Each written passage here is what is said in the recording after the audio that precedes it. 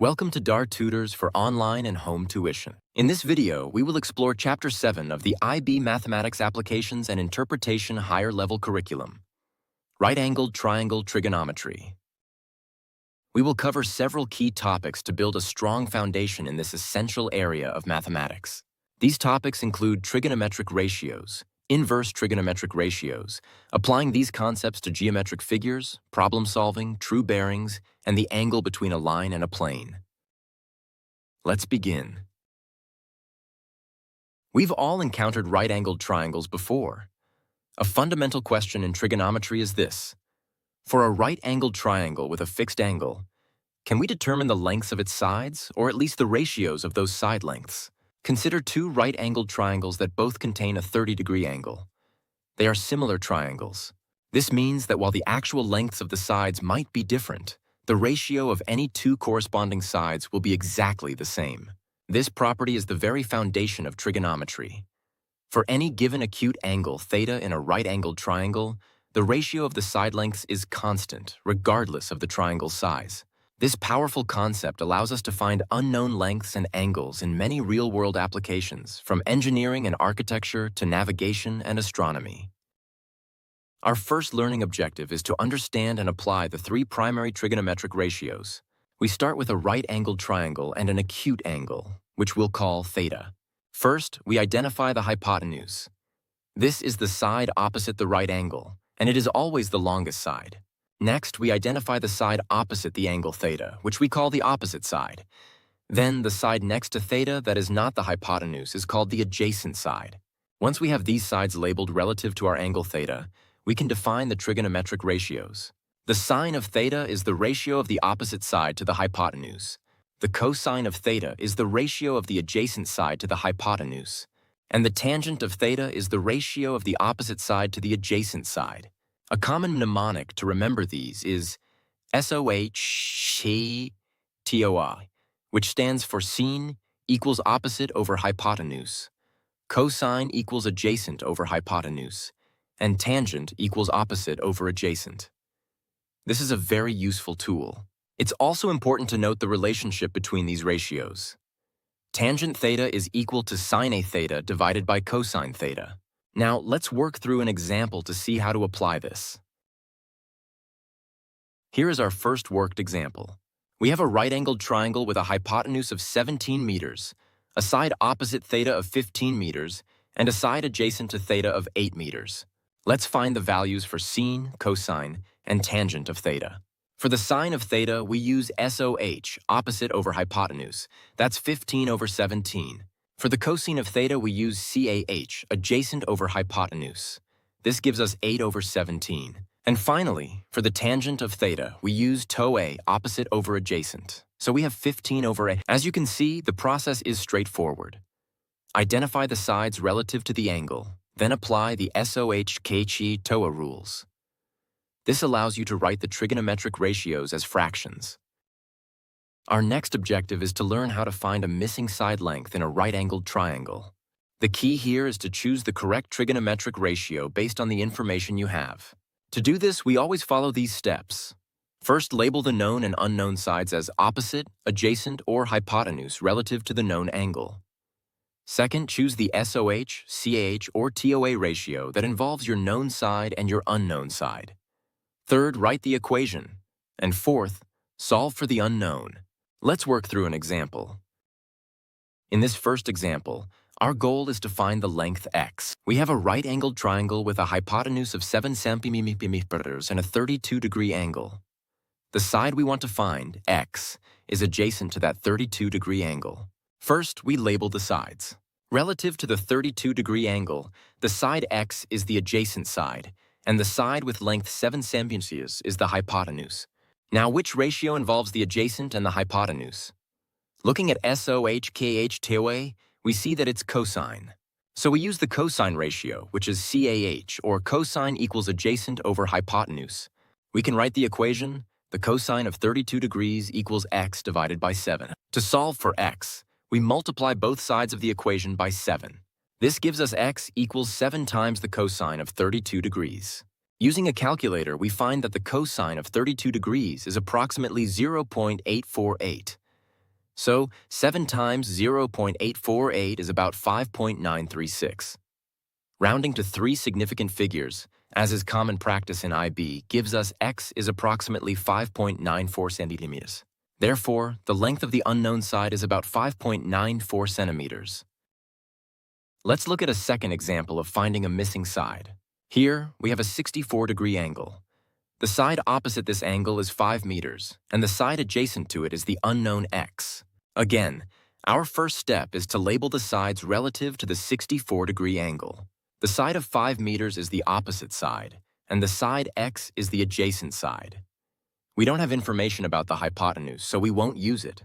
Which trigonometric ratio connects the opposite and adjacent sides? It's tangent. So we use the TOA ratio.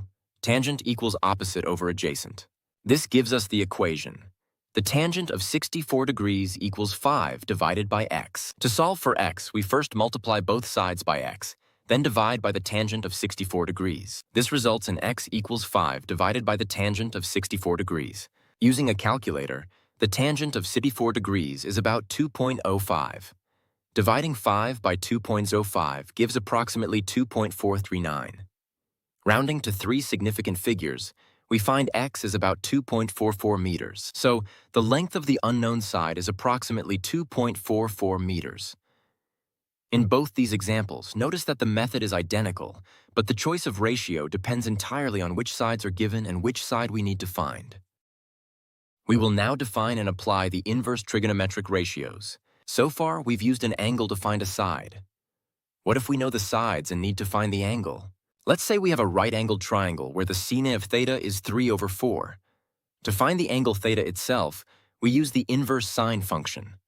We write this as theta equals sine inverse of 3/4. Essentially, sine inverse of a value gives you the angle whose sine is that value. You'll find this function, often labeled sin1, on your calculator.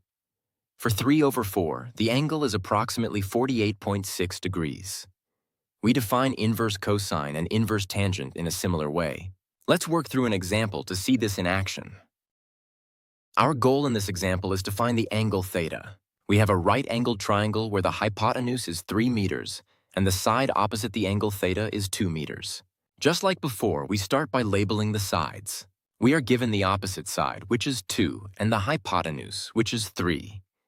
We want to find the angle theta. Which ratio connects opposite, hypotenuse, and an angle? It's sine. So we set up the sine equation. Sine of theta equals 2 divided by 3. To solve for theta, we use the inverse sine function. Theta equals sine inverse of 2 divided by 3. Using a calculator, sine inverse of 2/3 is approximately 41.8 degrees. So our angle is about 41.8 degrees. So we have successfully found the angle by identifying the known sides, choosing the right ratio, and using the inverse function. Let's work through another example of finding an angle. In this triangle, we need to find theta. We are given that the side adjacent to theta is 7 centimeters, and the side opposite theta is 10 centimeters. Labeling the sides, we have adjacent equals 7 and opposite equals 10. The hypotenuse is not involved. Which ratio relates the opposite and adjacent sides? It's tangent. So we use TOA, tangent of theta equals opposite over adjacent, which is 10/7. To solve for theta, we take the inverse tangent of both sides. Theta equals the inverse tangent of 10/7. Using a calculator, tan inverse of 10/7 gives approximately 55.0 degrees. So the angle theta is about 55.0 degrees. Again, the logic is the same. The key is to correctly identify the sides and then select the appropriate ratio.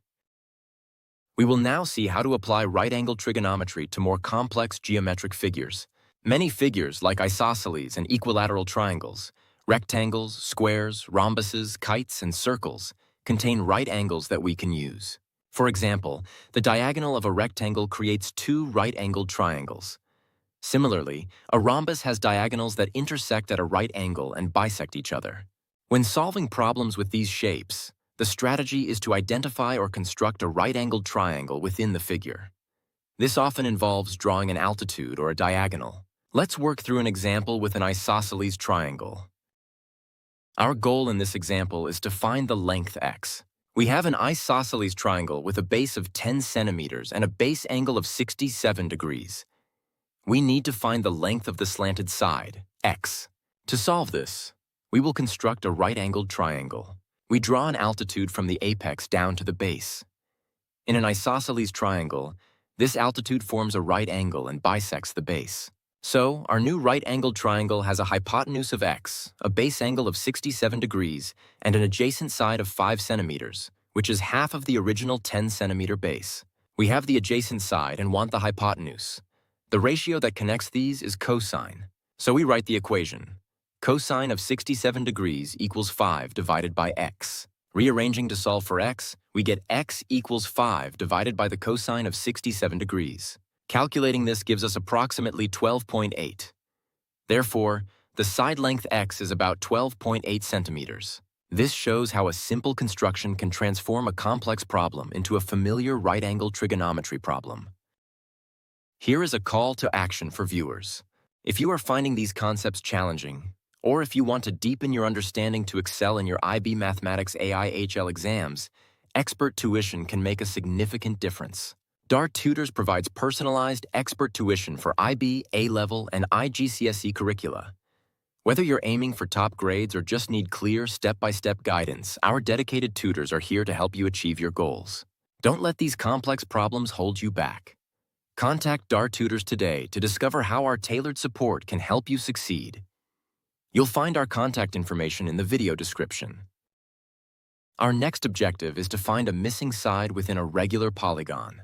Let's consider a regular heptagonal or 7-sided flower bed with sides of 20 meters. We want to find the total width of the heptagon, which we've labeled D. To solve this, we divide the heptagon into 14 identical right-angled triangles. Imagine drawing lines from the center of the heptagon to each vertex and then drawing altitudes to bisect the sides. Each of these 14 triangles is a right-angled triangle. Let's find the angles and side lengths for one of these small triangles. The heptagon's center angle is 360 degrees divided by 7 sides. Each of our 14 small triangles has an angle at the center of 360 divided by 14, which is 25.71 degrees. The side of the heptagon is 20 meters, so the base of our small triangle, AM, is 10 meters. We have the opposite side, 10 pinces, and want to find the hypotenuse, OA, which is the radius of the heptagon. We'll call this radius R. Using SOH, sine of our angle theta is 10 over R. Rearranging gives R equals 10 over the sine of 25.71 degrees, which is approximately 23.0 meters. Now let's look at the width D. The width of a regular heptagon is equal to 2 times the radius, so D equals 2 times R. That's 2 times 23.0, which is 46.0 meters. So, the width of the flower bed is approximately 46.0 meters. This again demonstrates the power of creating right-angled triangles to solve problems in more complex shapes. Next, we move to problem solving with angles of elevation and depression. These are practical applications of trigonometry used to find heights and distances that are difficult to measure directly. The angle of elevation is the angle between your horizontal line of sight and your line of sight when you are looking up at an object. Conversely, the angle of depression is the angle between the horizontal and your line of sight when you are looking down. Remember, the angle of elevation from point A to point B is always equal to the angle of depression from point B to point A. This is because they are alternate interior angles between 2 parallel horizontal lines. A common mistake is to measure the angle of depression from the vertical. It must always be measured from a horizontal line. Let's see how this works in an example. Our objective is to use a single angle of elevation to find the height of an object. A tree casts a shadow of 12.4 meters when the angle of elevation of the sun is 52 degrees. We need to find the height of the tree. We can represent this situation with a right-angled triangle. Let the height of the tree be h. The shadow forms the adjacent side, 12.4 meters, and the angle of elevation is 52 degrees. We have the opposite and adjacent sides, and the angle. This means we should use the tangent ratio. The tangent of 52 degrees is h divided by 12.4. To solve for h, we multiply both sides by 12.4. So h equals 12.4 times the tangent of 52 degrees. Using a calculator, the tangent of 52 degrees is about 1.28. Multiplying by 12.4 gives approximately 15.87. Rounding to 3 significant figures, The height of the tree is about 15.9 meters.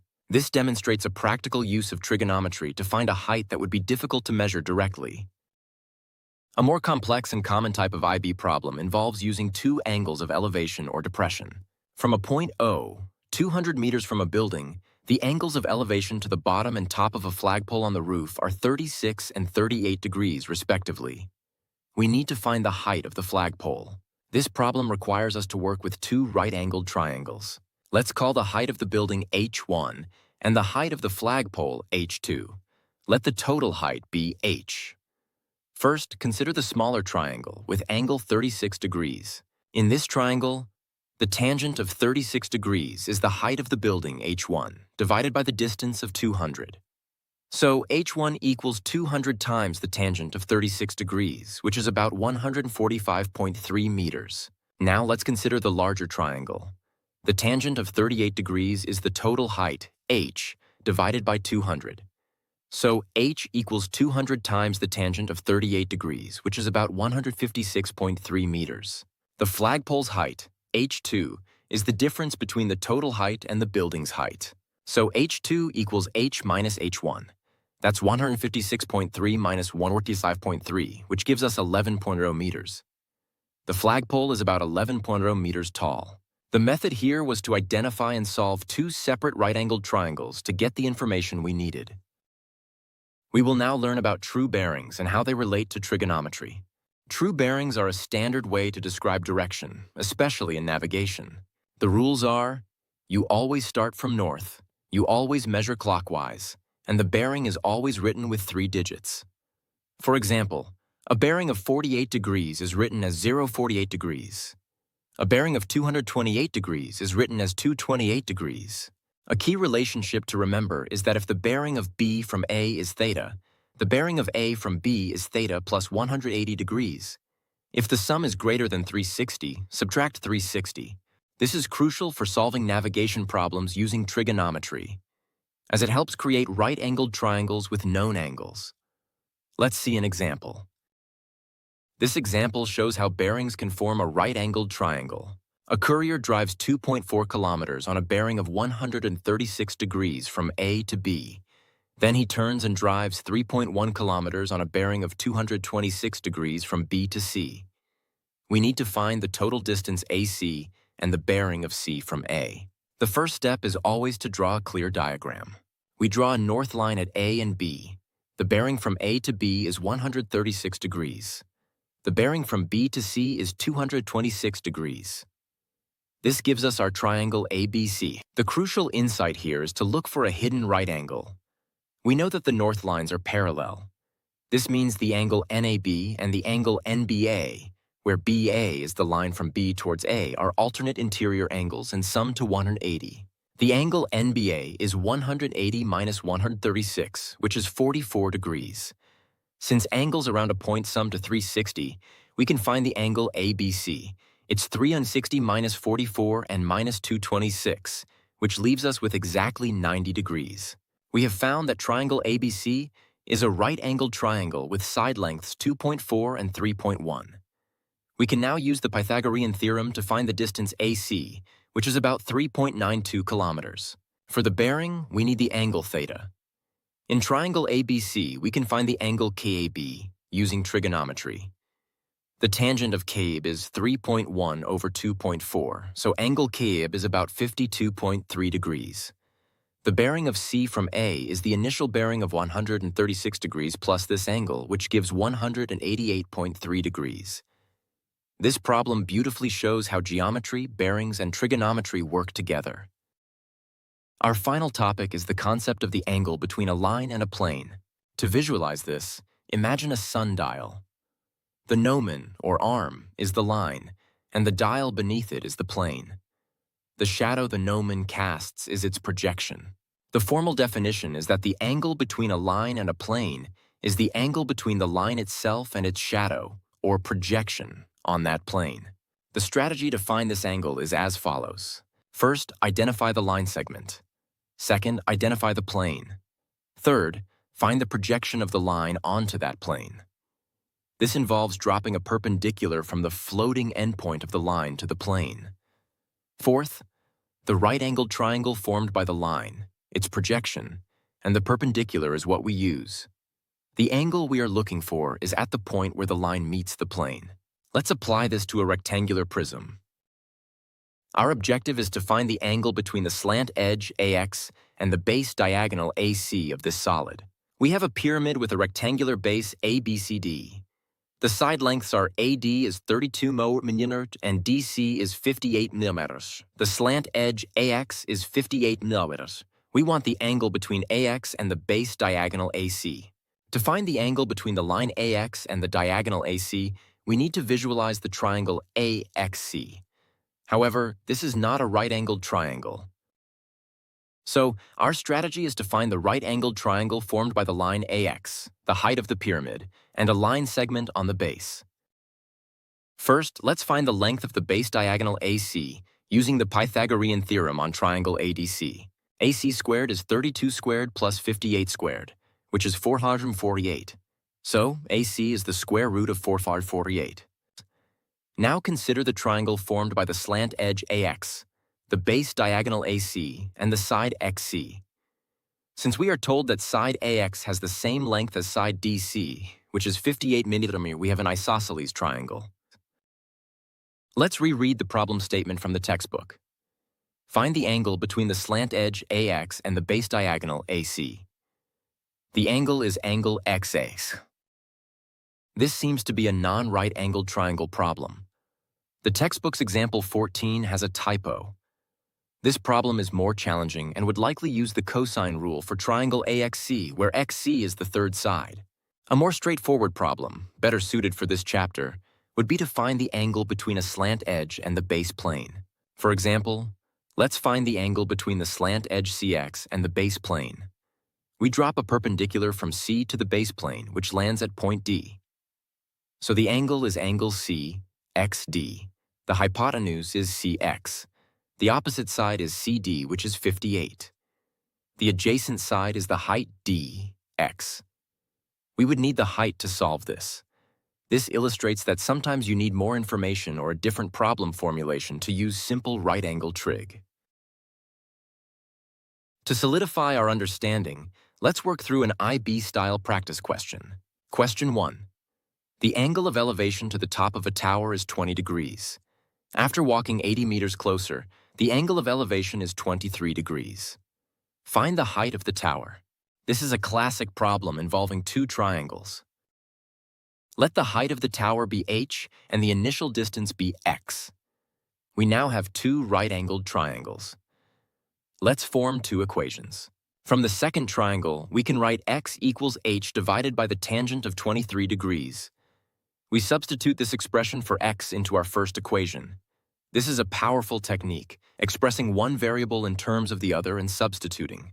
Now we solve this equation for h. Let's rearrange it step by step. Multiply both sides by the denominator. Expand the bracket. Gather all terms involving h on one side. Factor out h. And finally, divide to find h. The height of the tower is approximately 256 meters.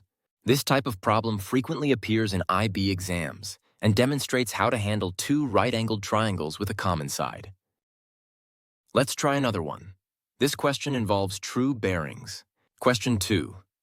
An orienteer runs 720 meters on a bearing of 236 degrees to a checkpoint, then 460 meters on a bearing of 146 degrees to the finish. What is the direct distance from start to finish? As always, let's start with a diagram. Let the starting point be S, the checkpoint be C, and the finish be F. First, the orienteer runs 720 meters on a bearing of 236 degrees. This is in the third quadrant. From the checkpoint C, they run 460 meters on a bearing of 146 degrees. This is in the second quadrant. This creates a triangle SC. We need the distance SF, but we can't assume it's a right-angled triangle yet. The key is to find the angle at the checkpoint. Angle SCF. First, let's find the back bearing from C to S. The bearing of S from C is 236 minus 180, which is 56 degrees. We can also find the angle from the north line at C to the line segment CF. This angle is 360 minus the bearing of 146, which is 214 degrees. The interior angle of the triangle, angle SIF, is the difference between these two. It's 214 degrees minus 56 degrees, which is 158 degrees. We now have two sides and the included angle. Wait, let's recheck the calculation of the angle. The angle between the path from C back towards S and the north line is 56 degrees.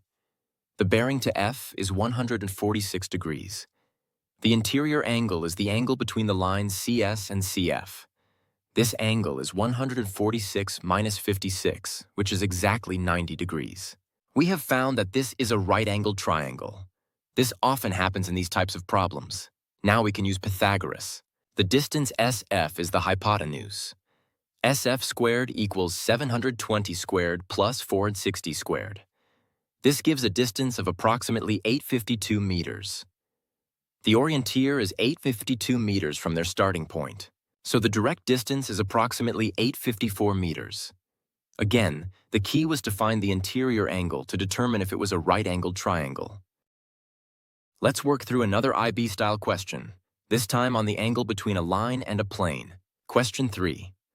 A rectangular prism has dimensions 8 by 6 by 10 centimeters. Find the angle between the space diagonal AG and the base plane EFGH. Let's break this down using our strategy. Step 1. The line segment is the space diagonal AG. Step 2. The plane is the base, EFGH.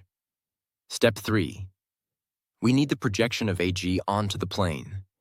If we drop a perpendicular from A to the plane, it lands at E. So the projection of AG is the base diagonal EG. Step 4. The angle we want is in the right-angled triangle AEG. This angle is AG. This is the angle between the space diagonal AG and its projection on the plane, EG. To find this angle, we need the lengths of the sides of triangle AEG. We already know AE is the height, which is 8 centimeters. We need the length of EG. EG is the diagonal of the rectangular base EFGH.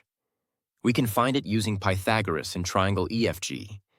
EG squared is 6 squared plus 10 squared, which is 136. So EG is the square root of 136. Now we have the opposite side, AE is 8, and the adjacent side, EG 136, for our angle AG. We can use the tangent ratio. The tangent of angle AG is opposite over adjacent, which is 8 over the square root of 136. Using the inverse tangent function, the angle is approximately 34.4 degrees. This is the angle between the space diagonal and the base plane. Let's work through a question involving circles and tangents. Question 4. PC is 10 centimeters, and the circle has radius 4 centimeters. Find the angle between the tangents. First, we need to draw a diagram. We draw the circle with center C and radius 4 centimeters. Then we mark point P 10 centimeters away. We draw the two tangents from P to the circle. This creates a quadrilateral CAPB, but what kind of quadrilateral is it? The key property is this. A radius is always perpendicular to a tangent at the point of contact. This creates right angles at A and B. We can now see we have two congruent right-angled triangles, CAP and ALCBP. Let's focus on one of these, say AGCAP. We want to find the angle between the tangents, which is APB. By symmetry, the line CP bisects this angle. So if we find CPA, the angle we need will be twice that. In the right-angled triangle CFP, we know the opposite side is the radius CA equals 4, and the hypotenuse is CP equals 10. Using SOH, the sine of angle CPA is 4 over 10. Taking the inverse sine, we find that angle CPA is approximately 23.6 degrees. Therefore, the total angle between the tangents APB is twice that. 2 times 23.6 is 47.2 degrees. The final answer is 47.2 degrees. This problem shows how geometric properties can be combined with trigonometry to find complex angles. Our final practice question is a classic problem involving two triangles and some algebra. Question 5. From a point O, the angle of elevation to the top of a lighthouse is 34 degrees. After moving 20 meters closer to its base, the angle of elevation is 37 degrees. Find the height of the lighthouse. This problem is similar to the tower example we saw earlier. Let's draw the diagram and set up the equations. Let h be the height of the lighthouse. Let the distance from the closer point P to the lighthouse be x. The initial distance from O was 20 plus x. We have two equations and two unknowns. We can express one variable in terms of the other. From the second equation, h equals x times the tangent of 37 degrees. Now we substitute this expression for h into the first equation to eliminate h. The tangent of 34 degrees equals x times the tangent of 7, all divided by x plus 20.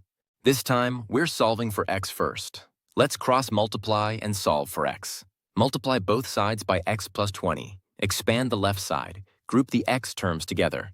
Factor out x. Finally, divide to find x. The distance x is approximately 111.4 meters. Now that we have x, we can find the height h. Using our earlier relationship, h equals x times the tangent of 37. So h is approximately 111.4 times 0.7536, which is about 83.9 meters. The lighthouse is about 83.9 meters tall. This problem beautifully illustrates the need for a systematic approach, combining diagram drawing, equation formation, and algebraic manipulation to solve a complex trigonometric problem. Let's quickly review what we've covered in this chapter on right-angled triangle trigonometry. We started with the foundational SOH-CH-TOA rules, which define sine, cosine, and tangent as ratios of sides in a right triangle. We saw how to use these to find unknown side lengths. Then we introduced inverse trigonometric functions, allowing us to find unknown angles. We also learned to apply these principles to more complex geometric figures by creating right-angled triangles through clever constructions. We delved into practical problem solving using angles of elevation and depression, a common application in IB exams. We also explored true bearings, which are essential for navigation problems. Finally, we tackled the more advanced concept of finding the angle between a line and a plane in 3D, which involves finding the projection of the line. Mastering these topics will give you a solid foundation for your IB Maths AIHL studies. Thank you for watching.